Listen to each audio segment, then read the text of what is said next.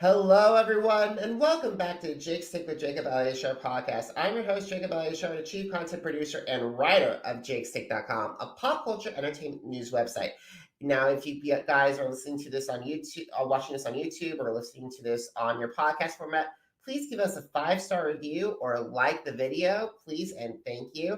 I'm very excited today because I'm welcoming this incredible woman. She is an author, a businesswoman, the co-founder of the women's nonprofit Women with Voices. As of this recording, she has 49,300 Instagram followers, and she's also the host of the Amplify with Jordan Emanuel podcast. So please help me welcome Jordan Emanuel. Hello.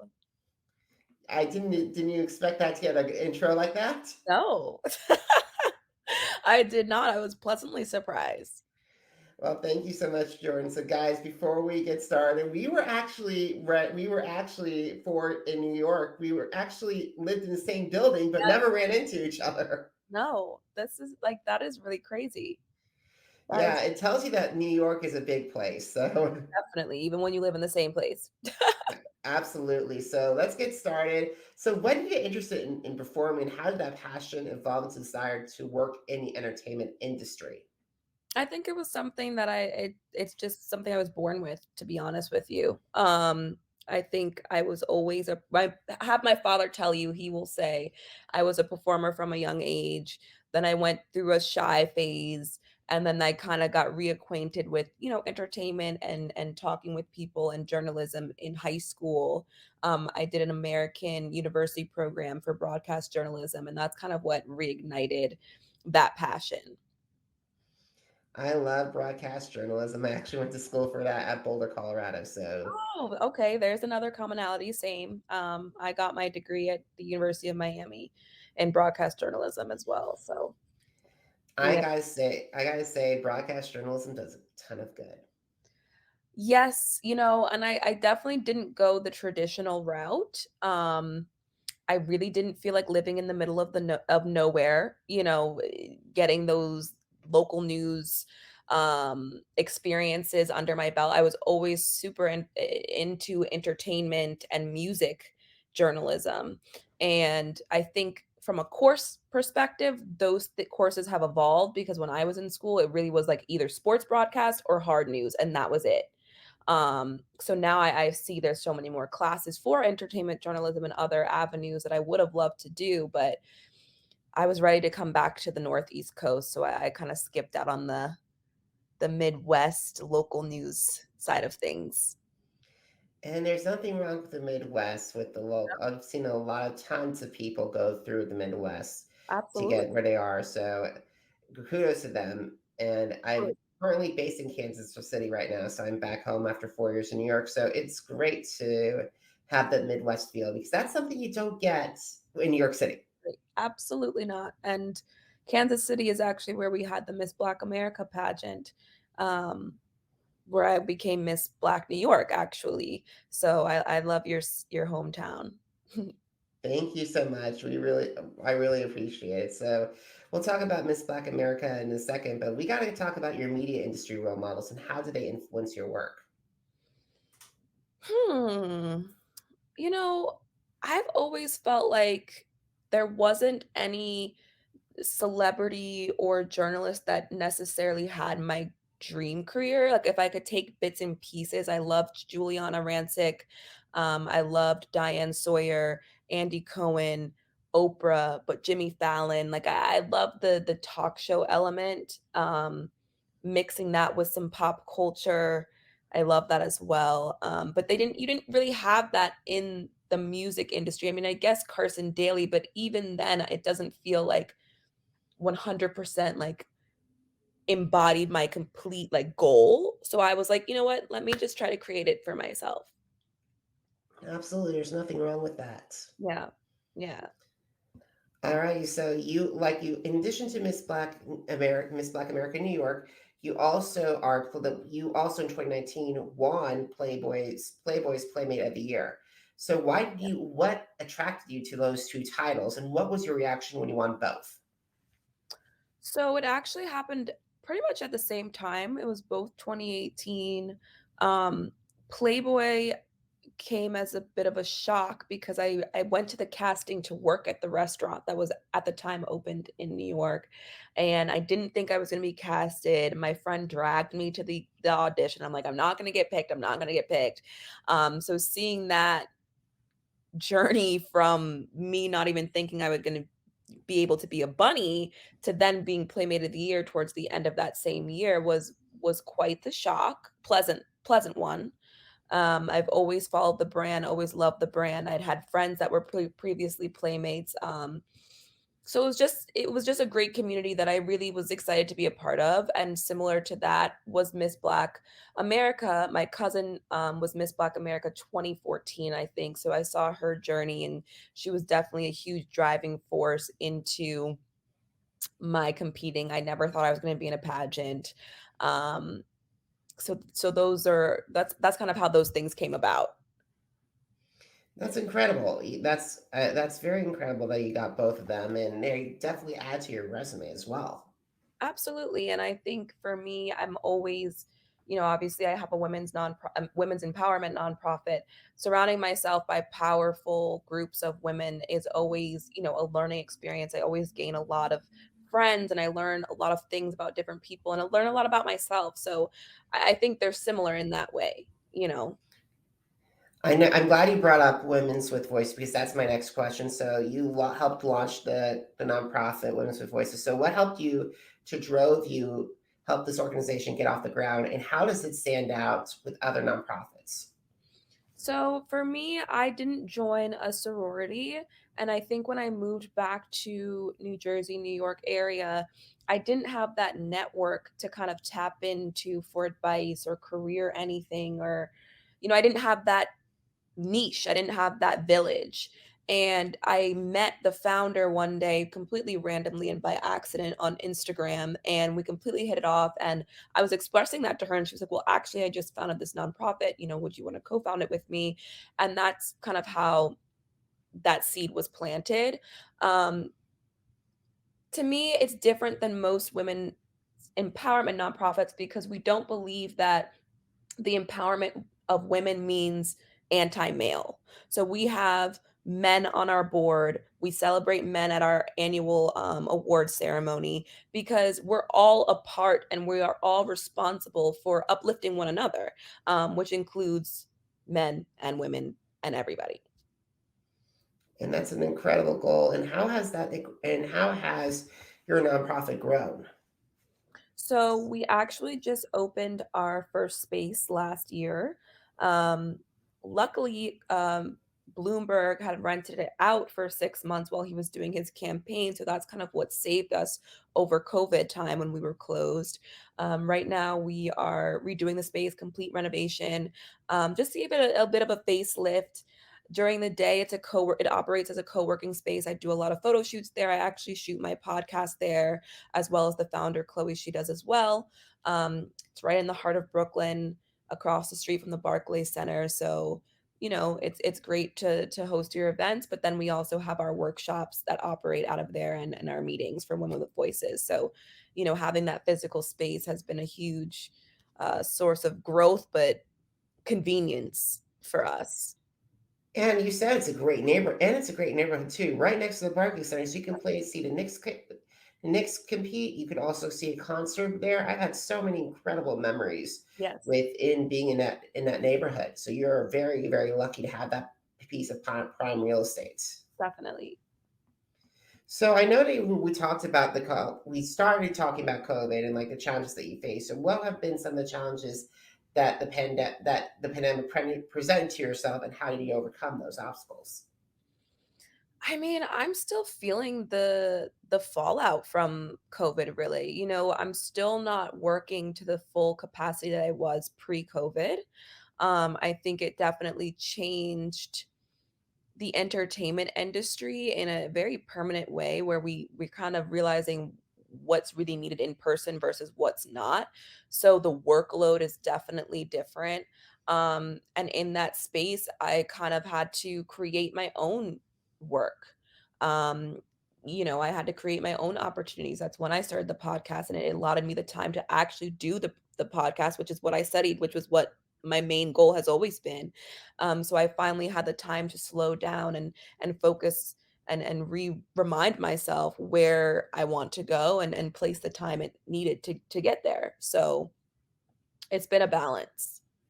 So we both have something in common because we're both podcast hosts, and thanks to the pandemic, the podcast really helped me take off in 2020. Even though it's celebrating its 2 year, we just celebrated our 2 year anniversary, Right. 2019. So as a podcast host, I always love to hear about how you like what your research process was to find the format, and also who did you emulate? Because for me, I have Rob Cesternino, who's a top Mhm. reality TV podcaster, host of Rob Has a Podcast, and then my friends Scott Yeager and Derek Kaczynski over at Challenge Mania. So and also a little bit of Bobby Bones mixed in with Zach Zing as well, because I have to have some music in there. So what are some of you who are your what are your some of your role models? So I don't know that I necessarily modeled or was influenced by people more than I was an actual show. So to me, I wanted to bring back that nostalgia of like the MTV in the 90s and the early 2000s when we were seeing TRL and we were seeing music video countdowns or 106 in Park, where we were seeing those music videos and those artist interviews, behind the music with VH1. So to me, it was like more a nostalgia based on a time than an actual, person or persons. Um, Journal again, Diane Sawyer I love, but Andy Cohen and Jimmy Fallon, how they bring pop culture and a certain energy and a certain fun was definitely something I wanted to incorporate. I wanted to be lighthearted, considering the year and a half we've all gone through. We didn't need to talk about anything serious anymore. I just want to know what songs you like, because it always surprises people what songs we have in common, or oh, you like that person? Wow, I wouldn't have thought that. So it really is a great conversation to bring out a different side of people that we wouldn't normally see. I totally agree, and also like learning from your guests. Like I've learned so much from the people I've had on. It's like we could talk for hours Right. about what I've learned. So have you learned anything lessons from your guests? Yes, actually, in a recent episode, I spoke with the astrologer Elisa Kelly, and she was explaining kind of the astrology and the background of each sign and how it's influenced by music. And I thought that that was so interesting. We had Coco Rocha, and she was explaining how she uses music to help her pose in her photos, and how it embodies certain energy that she can then portray in images. So, yeah, it's definitely interesting how people utilize that as a tool in their respective fields. Awesome. So in addition to your podcast, you also just released your first book, Getting into Frame: A Roadmap to Modeling. So can you please describe your writing process to my audience? Sure. So, I was receiving a lot of messages on Instagram, emails, even in person about how I got started in the modeling industry. And I was getting these questions at such a volume. I was like, you know what? Clearly, there's a need for this. Clearly, people trust my opinion in this field for whatever reason they do. And so I took it upon myself to write it all down in one place. It really is from my perspective, it was my journey, what it looked like, anything I would have changed, the advice that I would give to people, kind of just giving them a general overview about what to expect, do's and don'ts about getting into entertainment as a whole. Um, I highlight the goods and the bads and just giving people the awareness of knowing what it is that they're about to embark on. So that's kind of how that got started and what's in the pages. Now, as a writer, there are easy parts and difficult parts to write. Were there any hard times where you hit a roadblock at a certain chapter, or which was an easy chapter to write? Oh my god. It's a short ebook, it's less than 30 pages, but for some reason it took me a year to write. It was hard to fee I kept questioning myself, like, "Is this even valuable information? Does anyone really want to know this?" And so it made it hard for me to kind of flush those ideas out of knowing, okay, what do they want to know? For me, it was like I already lived it, so I'm not sure what was like viable information or positive information or useful information and what was not. So I think that's where I struggled the most. Believe me, there are some times where I've hit a lot of robots on some easy topics, and I'm like, really? Can I? Right. Yeah. All righty. So you have definitely, with 49,000, as of this recording, 49,300 Instagram followers. And you might have a little one after this interview, so a new one. So um, the question I have is, is there a strategy that goes to your postings? So there's not. However, I did just hire some help to come up with some strategy because social media, it's a funny thing for me. I can see the vision for everyone else. I can brand everyone else. I can tell them what they need to post, when they need to post it. But when it comes to myself and my own brand, it's hard. It's hard for me to separate who I am as a person and see myself as an entity or a brand and sell things. It's one of my least favorite parts of what I do. I wish it wasn't a thing that I had to do because of how I struggle with it. But going forward, you will start seeing some strategy because I just hired someone to help me with just that. That's incredible. That's incredible. Yeah. And like, do you have, besides Instagram, is Instagram your only social media, or are there other social medias that you love, or you're like, I'm not touching that? So I don't really use Facebook. I enjoy Twitter. I do enjoy Twitter and I enjoy TikTok. I just haven't navigated it makes me feel so old. I'm like, I don't know what the hell I'm doing. I have no idea how to do these trends, but again, hopefully that'll change. So Instagram definitely is my main social media platform, but I am on Twitter and TikTok regularly. Awesome. I haven't even learned TikTok yet, so you are way ahead of me. I love it because I've learned a lot about DIY projects, astrology, music. I mean, it's really when you find what you're looking for, it's awesome. The creating part is a whole other story. So that definitely takes a little bit of experimentation there. I do not know how Olivia Rodrigo or the Melio sisters do it. I truly have no idea, honestly. I mean, at this point, I'm sure they have a whole team that helps them, but to begin with, I don't know. I truly don't know. But then again, I think back to when I was a teenager and we were doing like the trendy dances of like Soldier Boy or whoever it was. And I'm like, we probably would have recorded it. And I probably then would have been on TikTok. But now it's like, I don't know. I don't know. The transitions and everything is tough. I totally agree, because for me, I remember that Corma Polita, and then that one, da da da, da, and then Yes. Yep. everything goes crazy at the last one. Yeah, I Yeah. remember that one. Yes, exactly.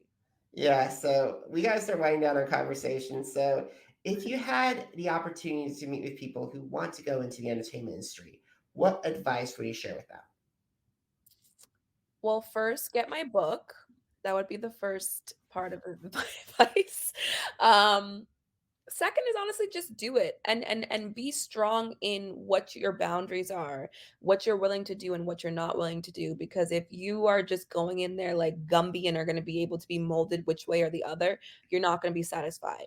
Know what you want to get, know what you want to accomplish, and don't let anybody distract you from just that. Awesome. So, last question. Are you ready for it? Yes. Where can the audience buy your book? Where can they connect with you on social media? And where can they listen to your podcast? So everything basically is on my website, which is jordanemanuel.me. I have my podcast down there. I have my Instagram on there. I have my book, which is you go to the shop section, it's right there. My Instagram is at Jordy_Jor, which is, again is my main source of social media. If you want to message me, please reach out. I try to get back to everyone I can. Um, so yeah, those are my main resources. My podcast can be found on my website, but you can find it on Apple, Spotify, whatever you're listening to. And then we also do a video version on YouTube.